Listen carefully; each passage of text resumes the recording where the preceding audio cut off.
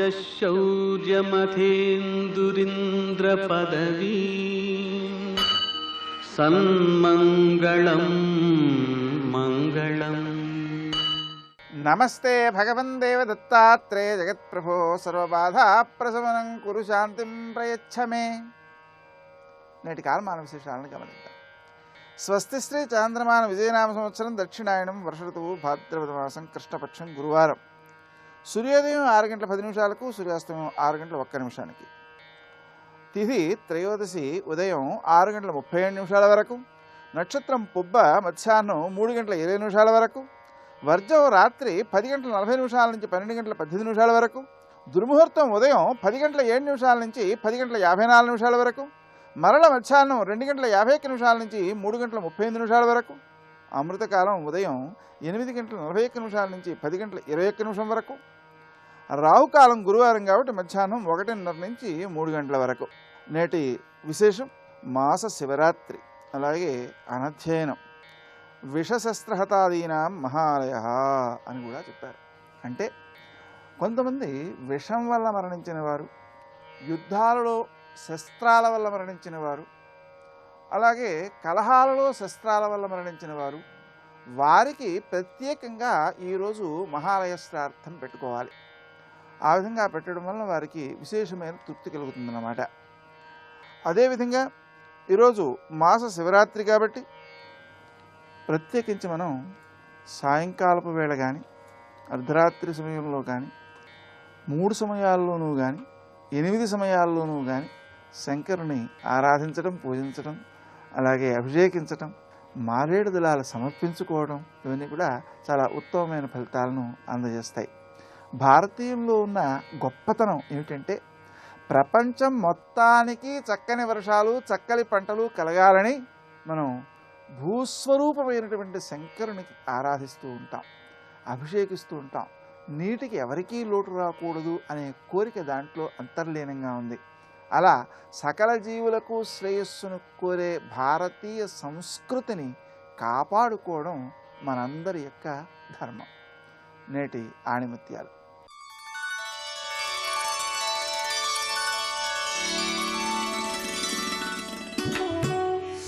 తల్లిదండ్రులను బాధింపనివారు, ధర్మాన్ని ఆచరించిన వారు, సత్ప్రవర్తన కలవారు, సత్యమార్గాన్ని విడిచిపెట్టని వారు చిరకీర్తిని ఆర్జిస్తారు.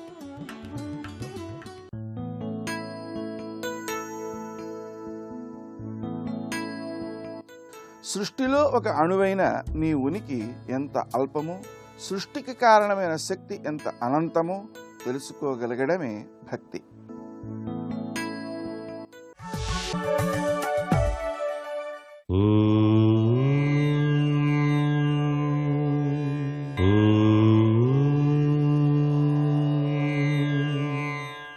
ఓం నమో నారాయణాయ. ఓం నమః శివాయ. శ్రీమాత్రే నమః. ప్రతి నెలలో కూడాను అమావాస్యకు ముందు వచ్చేటువంటి చతుర్థి తిథిని మాస శివరాత్రి అని చెప్పేసి పిలుస్తాం. అలాగే సంవత్సరంలో ఒక్కసారి వచ్చేటువంటిది మహాశివరాత్రి. ఆది అంతము లేని పరమాత్మ తన స్వరూపాన్ని తానే సృష్టించుకొని లోక కళ్యాణార్థం కోసం వెలసినటువంటి పరమేశ్వరుని యొక్క లీలా వినోద తత్వం. అది మహాశివరాత్రి అవుతుంది. మాఘకృష్ణ చతుర్దశి నాడు వస్తుంది. అయితే ఈ ప్రతి నెలా వచ్చేటువంటి మాస శివరాత్రి నాడు ఎవరైతే ఉపవాసం చేసి ఆ యొక్క ఆశుతోషుని యొక్క అభిషేకార్చన నిర్వహించి సాయం సంధ్యా సమయంలో ఆ పరమేశ్వరునికి నైవేద్యంగా సమర్పించినటువంటి ఆహారాన్ని భుజిస్తారో మాస శివరాత్రి యొక్క దివ్యవంతమైన ప్రభావం ఆ వ్యక్తి జీవితంపై అదృష్టాన్ని ప్రసరింపజేస్తుంది. ఇలా మాస శివరాత్రులు 12 నెలలు కూడా పాటించినటువంటి వాళ్ళు గొప్ప అదృష్టవంతులై శివానుగ్రహేణ జ్ఞానప్రాప్తి, శివుని యొక్క కరుణ చేత జ్ఞానం ఉద్భవిస్తుంది. కాబట్టి జ్ఞానైశ్వర్య తత్వంతో విరాజిల్లింపచేసుకోవటానికి మాస శివరాత్రి అత్యంత విశిష్టవంతమైనటువంటి సుదినంగా ప్రతి ఒక్కరూ భావించాలి. పంచామృతాలతో అభిషేకము, పంచముఖ పరమేశ కరుణించుము అని చెప్పేసి ఆ పంచముఖ పరమేశ్వరుడు తప్పనిసరిగా తాను సృష్టించినటువంటి ఈ మానవునికి సకల అష్టైశ్వర్య అనుగ్రహ ప్రాప్తిని సిద్ధింపచేయటానికి ఉపయుక్తుడై ఉంటాడు పరమేశ్వరుడు. ఇంత గొప్ప విశేషం మాస శివరాత్రిలో దాగిన పరమార్థం. మాస శివరాత్రి నాడు సకల ముక్కోటి దేవతా స్వరూపమైనటువంటి గోమాతను ఎవరైతే అర్చన చేసి ప్రదక్షిణాదులు నిర్వహిస్తారో, ఆ గోవుకు వలసినటువంటి ఆహారాన్ని అలా సమర్పిస్తారో వారికి లక్ష్మీకటాక్ష సిద్ధితో పాటు పరమేశ్వర అనుగ్రహం కూడా వచ్చి తీరుతుంది. మాస శివరాత్రి నాడు ఎవరైతే మారేడు చెట్టుకు చెంబుడి నీళ్లు సమర్పిస్తారో వారు శివాభిషేకం చేసిన సత్ఫలితాన్ని పొందుతారు.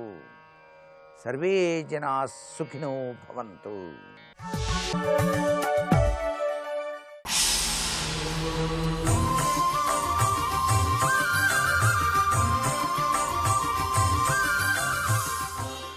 శతక సాహితీ సరస్వతికి నమస్కారం. పిట్ట జెండాను పట్టి పట్టులందు పిట్టనెక్కిపోదువు పైడి పిట్టతోడా, పిట్టకును ముక్తి నిడితివి పిట్ట నేను పిట్టల దొరా ఓ నైమిష వెంకటేశ. ఓ స్వామి, నువ్వు పిట్ట జెండాను పట్టి పట్టులందు పిట్టనెక్కిపోదువు పైడి పిట్టతోడా. నీ జెండా గరుడధ్వజం. ఆ పిట్ట జెండాని పట్టుకుని పట్టులందు ఎన్నెన్నో ప్రదేశాలకు నీ భక్తులను అనుగ్రహించటం కోసం నువ్వు వెళ్ళేటప్పుడు ఈ గరుడధ్వజాన్ని చేతబట్టి పిట్టనెక్కిపోదువు, మళ్ళీ ఇంకొక పిట్టనెక్కుతావు. ఈ పిట్ట జెండాని పట్టుకుని ఆ గరుడ పక్షి మీద ఆ గరుత్మంతుని అధిరోహించి పోదువు పైడి పిట్టతోడా, మళ్ళీ ఇంకొక బంగారు పిట్టని తీసుకుని వెడతావు నీ వెంట. ఆ బంగారు పిట్టే మహాలక్ష్మి. పిట్ట జెండాను పట్టి పట్టులందు పిట్టనెక్కిపోదువు పైడి పిట్టతోడా, పిట్టకును ముక్తి నిడితివి. నువ్వు జటాయువుకి ఆ త్రేతాయుగంలో సీతాదేవిని రావణాసురుడు అపహరించుకు వెడుతున్నప్పుడు అడ్డుపడి రావణాసురుని ఎదుర్కొని రెక్కలు తెగి కొన ఊపిరితో ఉన్న ఆ పిట్ట, ఆ జటాయువు నిన్ను చూసి రావణాసురుడు సీతాదేవిని అపహరించాడని చెప్పి ప్రాణం వదిలితే దహన సంస్కారాలు చేసి ఆ పిట్టకు మోక్షాన్ని ప్రసాదించిన వాడవయ్యా. కనుక పిట్టకును ముక్తి నిడితివి. ఈ రకంగా నీకు పిట్టలంటే చాలా ఇష్టం. బంగారు పిట్టయిన లక్ష్మీదేవి అంటే ఇష్టం. ఆ గరుత్మంతుడంటే నీకు ఇష్టం. అలాగే జటాయు అంటే నీకు ఇష్టం. కనుక పిట్టలంటే నీకు చాలా ఇష్టమనే సంగతి నాకు తెలిసింది. పిట్ట నేను కూడా ఒక పిట్టనేనయ్యా. ఈ జీవుడు ఈ శరీరం అనే గూడులో పిట్టలాగా ఉన్నాడు అని శాస్త్రములు చెబుతున్నాయి. వేదములు కూడా అలాగే అభివర్ణిస్తున్నాయి. ఈ జీవుణ్ణి పిట్టతో పోలుస్తారు గనుక, జానపదులు కూడా చిలకతో పోలుస్తారు గనక, ఈ ఆత్మని హంసతో పోలుస్తారు గనుక నేను కూడా పిట్టనే స్వామి. ఈ పిట్ట మీద కూడా జాలి ప్రేమ చూపించు. పిట్టకును ముక్తి నిడితివి పిట్ట నేను పిట్టల దొర. నువ్వు ఈ రకంగా పిట్టలకి దొరవయ్యా. నువ్వు ఒక పిట్టల దొరవి.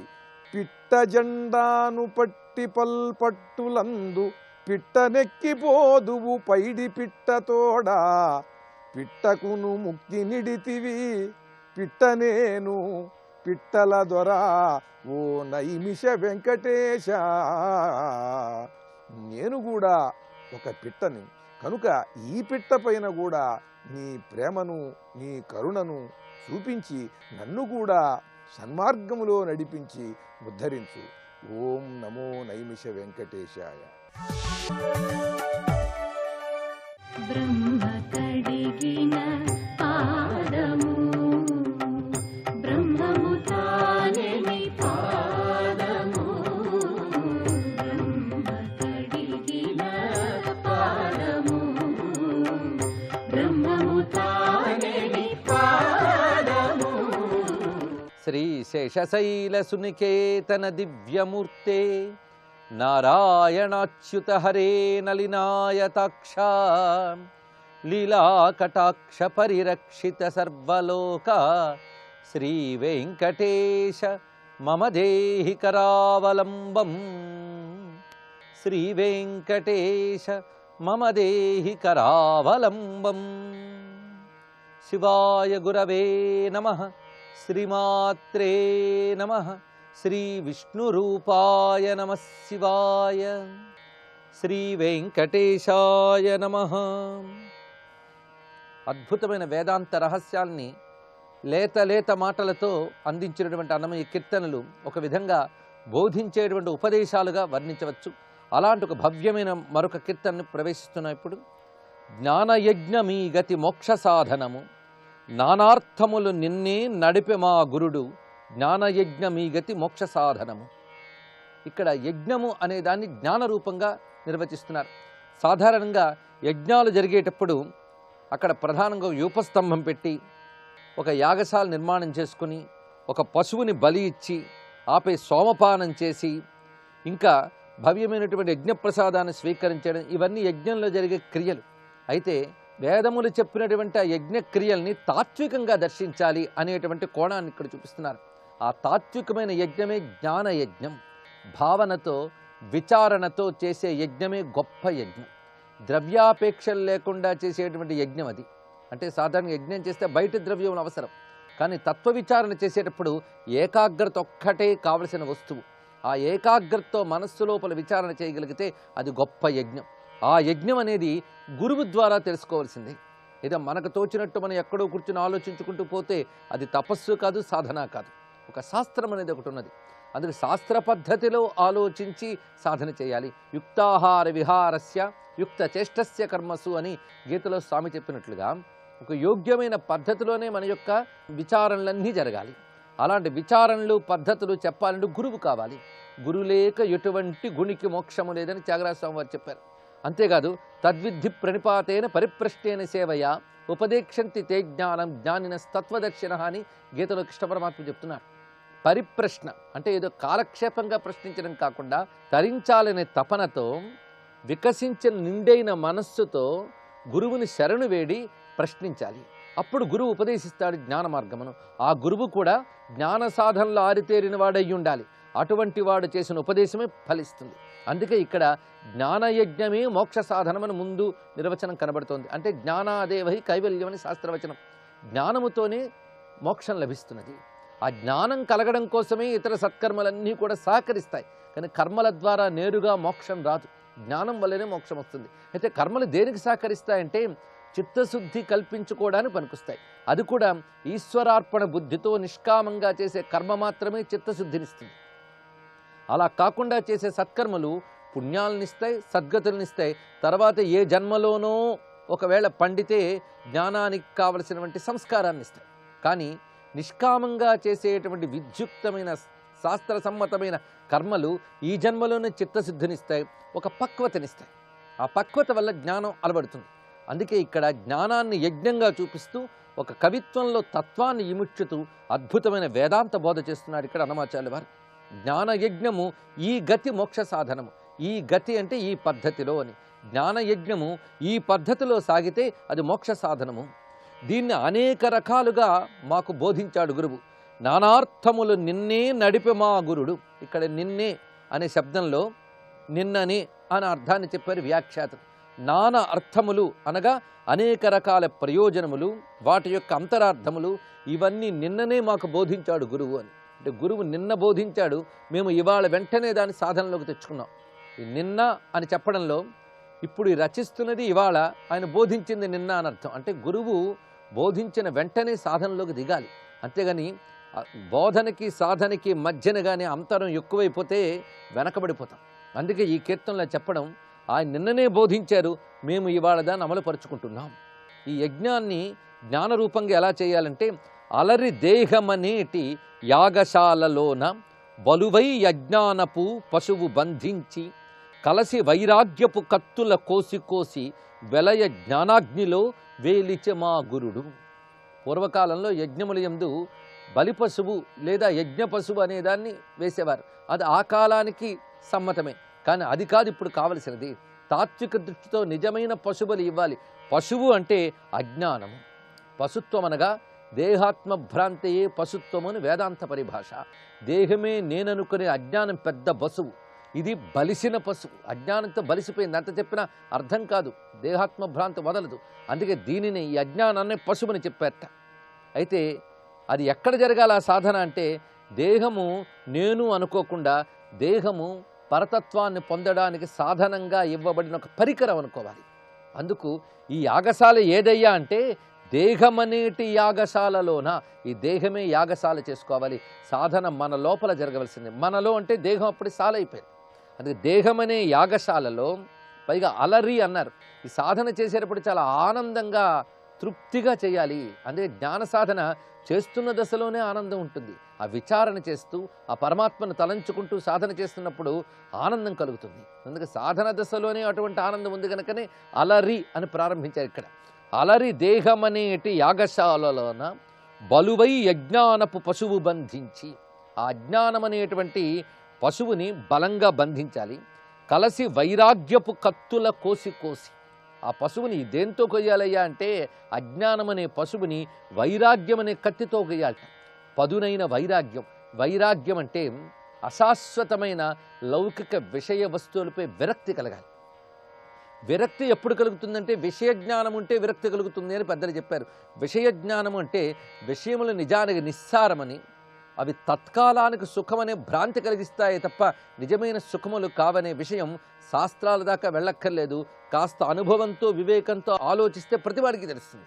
ఆ కారణం చేతనే ఇక్కడ అలాగ తెలిసేటటువంటి వైరాగ్యం అనే కత్తుని దగ్గర పెట్టుకుని ఈ అజ్ఞానం అనే పశువుని కోసి వెలయ జ్ఞానాగ్నిలో వేలిచె మా గురుడు. జ్ఞానమనే అగ్నిలో ఈ అజ్ఞానమనే పశువుని వైరాగ్యం అనే కత్తితో కోసివేయాలట. అలా జ్ఞానాగ్నిలో అజ్ఞానాన్ని పడవేస్తే అది గొప్ప యజ్ఞం. ఇలాంటి యజ్ఞం మాకు ఎవరు నేర్పారంటే గురుడు. ఈ గురుడే వేలిచ్చే, ఆయనే ఆహుతి చేశాడయ్యా.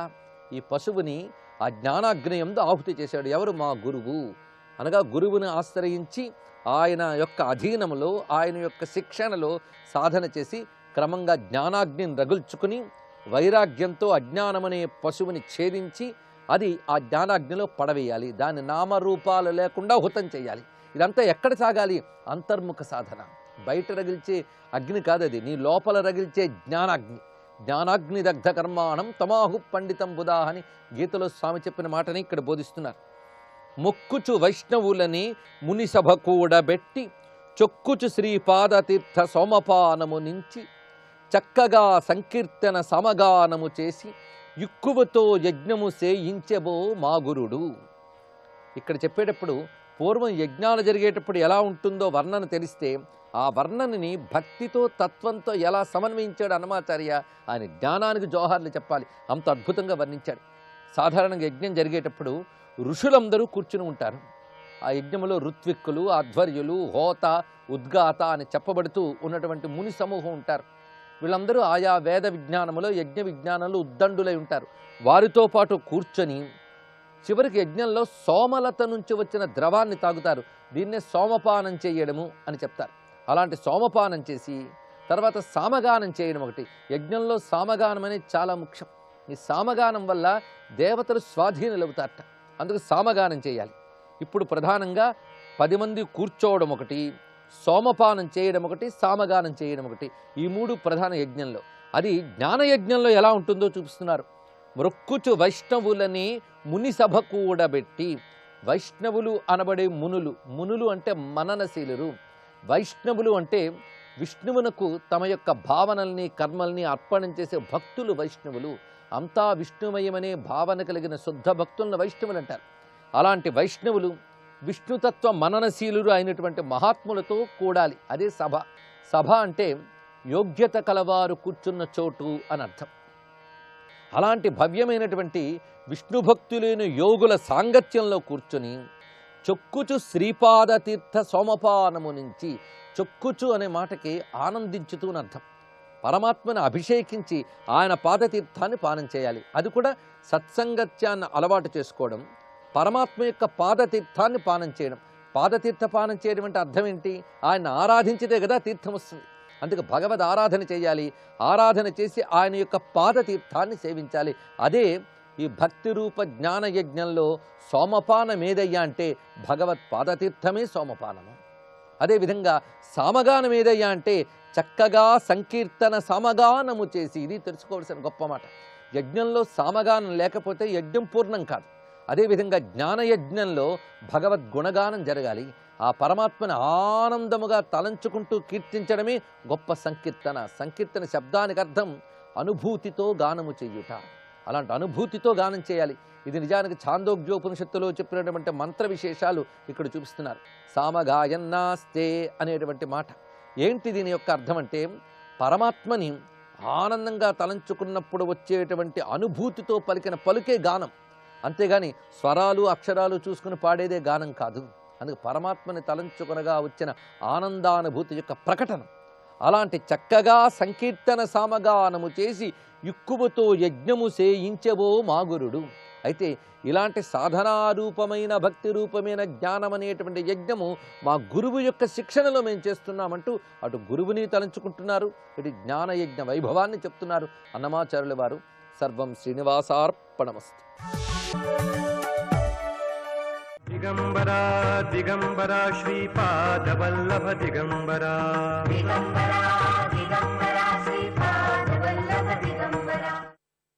శ్రీ మహాగణపతే నమః, శ్రీ సరస్వతే నమః, శ్రీపాదవల్లభ నృసింహ సరస్వతి, శ్రీ గురు దత్తాత్రేయాయ నమః.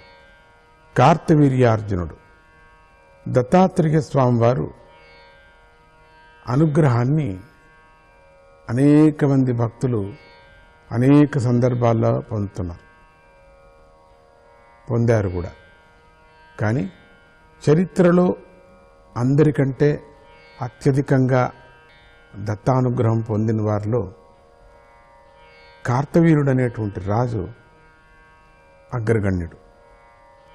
త్రేతాయుగ ఆరంభంలో కృతవీర్యుడనేటువంటి చక్రవర్తి ఉండేవాడు. 77,000 సంవత్సరాలు రాజ్యం చేశాడు. చవన మహర్షి శాపం వల్ల ఆయనకు పుట్టినటువంటి పుత్రులంతా మరణించారు. ఆయన భార్య శీలధరాదేవి, యాజ్ఞవల్క్యముని భార్య అయినటువంటి మైత్రేయ ఆయన ఉపదేశం వల్ల అనంతవ్రతం ఆచరించింది. కృతవీర్యుడి సూర్యోపదేశం వల్ల దత్తాత్రేయ స్వామి బోధించినటువంటి సప్తమి స్నపన వ్రతం ఆచరించాడు. శీలధరాదేవి గర్భవతి ఉండగా కలలో ఒక గొప్ప తేజస్సు చక్రంగా కనిపించేది. కానీ దాని అంచులు వేలాడిపోతూ ఉండేవి. ఆమెకు మగపిల్లవాడు పుట్టాడు. కానీ వాడి చేతులు చుట్ట చేతులు. ఆ పిల్లవాడి పేరు అర్జునుడు. కార్తవీర్యుడి కొడుకు కనుక, ఆ కృతవీర్యుడి కొడుకు కనుక కార్తవీర్యుడు అని పేరు వచ్చింది. పిల్లవాడికి బుద్ధి మాత్రం బహు చురుకు. చిన్న వయసులోనే పండితుడయ్యాడు. కానీ తండ్రి తన కొడుకు చుట్ట చేతులు తలుచుకుంటూ దిగులు వల్ల మరణించాడు. మంత్రి పురోహితాదులు కూడా ఆలోచించి చుట్ట చేతుల అర్జునుడికే పట్టాభిషేకం చేయాలని తీర్మానించారు. 15 ఏళ్ల కార్తవీర్యార్జునుడు చెప్పాడు, తనకు అర్హత లేదు నాకు అని రాజ్యాన్ని తిరస్కరించాడు. అసమర్థుడికి రాజ్యాంతే నరకం ధ్రువం అన్నాడు.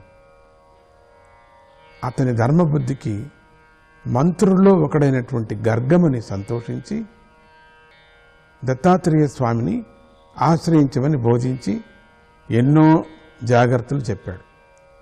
కార్తవీర్యుడికి దత్తుడి పేరు వింటుండగానే ఎందుకో ఒళ్ళంతా పులకరించింది.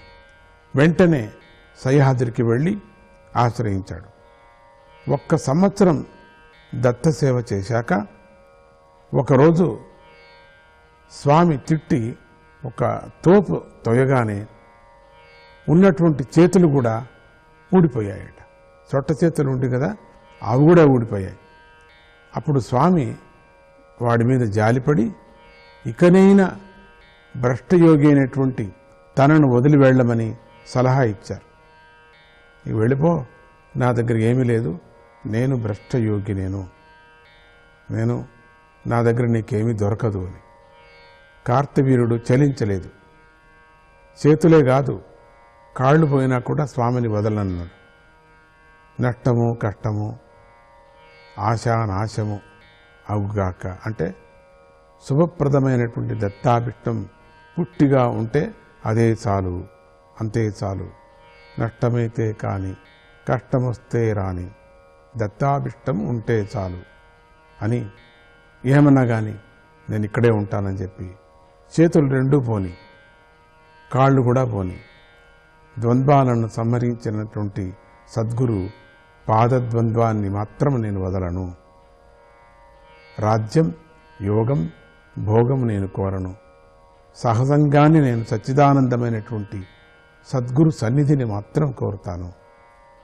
స్వామి నిజరూపం చూసి వరాలు కోరుకున్నాడు. కోరుకోయా అన్నాడు. పోని. కార్తవీర్యుడు అనేక వరాలు కోరాడు. దేవా, నీవు ప్రసన్నుడివైతే నాకు సర్వతోముఖమైనటువంటి సమృద్ధిని అనుగ్రహించు. రాజపాలన వల్ల నాకు అర్థము ధర్మం కూడా సిద్ధించేటట్లు అనుగ్రహించు. ఇతరుల మనసులో మాట తెలియాలి. కోరినప్పుడు 1000 చేతులు రావాలి. లఘిమా సిద్ధి కలగాలి. నీళ్ల మీద, నింగి మీద, కొండల మీద నా గమనానికి అడ్డు రాకూడదు. అధిక కీర్తి గలవాడి చేతిలో మరణం కలగాలి. ఇదే మనకు కిటుకు. నేను దారి తప్పితే సరిచేసేటువంటి పెద్దలు దొరకాలి. మంచి అతిథులు, తగిన ఐశ్వర్యం కలగాలి. నన్ను స్మరించుకున్న వారికి పోయిన వస్తువులు దొరకాలి. నీ యందు నిశ్చల భక్తి ఉండాలి అని కోరాడు. ఎంత బాగుంది కదా ఈ వరాలు! కార్తవీర్యార్జునుడు కోరినటువంటి వరాలు. జై గురుదత్త.